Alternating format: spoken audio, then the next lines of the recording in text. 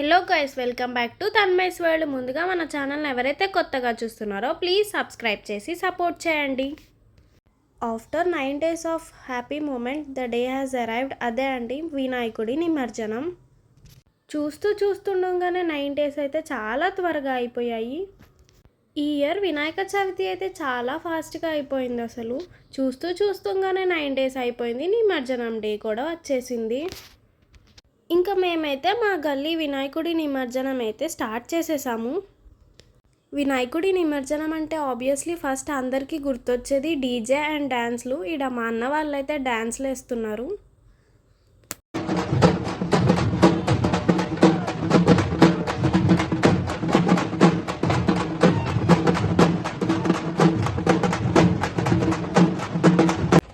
నేనైతే ఈసారి నిమజ్జనం చేస్తుంటే డైరెక్ట్గా చూద్దామని వెళ్ళాను. ఎప్పుడూ అయితే చూడలేదు ఇలా డైరెక్ట్గా.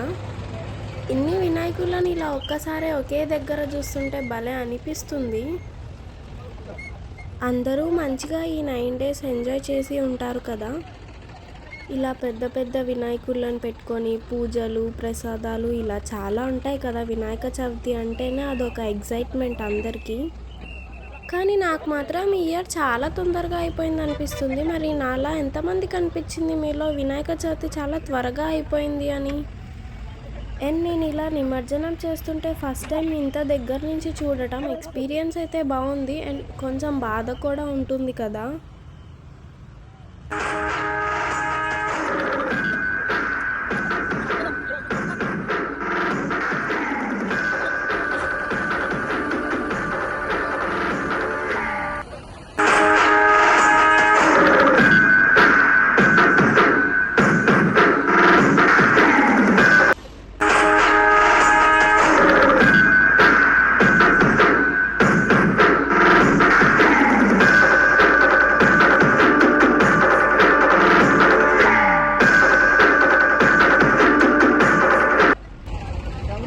రోడ్డు ఖమ్మం.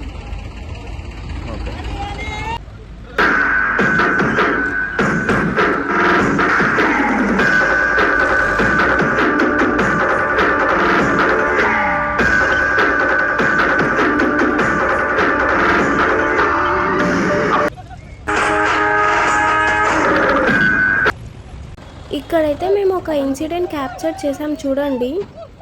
ఈ వినాయకుడిని నిమజ్జనం చేయడానికి తీసుకెళ్తుంటే మధ్యలోనే బ్యాలెన్స్ తప్పి పడిపోయారు, విరిగిపోయింది బొమ్మ. ఈ ఇన్సిడెంట్ చూడగానే మస్తు బాధేసింది నాకు. మన బొజ్జ గణపయ్యని మన దగ్గరికి తీసుకొచ్చి 9 days మంచిగా పూజలు చేసి ఇప్పుడైతే వాళ్ళ అమ్మ నాన్న దగ్గరికి పంపించేస్తున్నాము. బాయ్ బాయ్ గణేష, మళ్ళీ next year కలుసుకుందాము.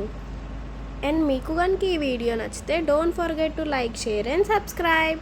Thanks for watching. Tanmai's world subscribe.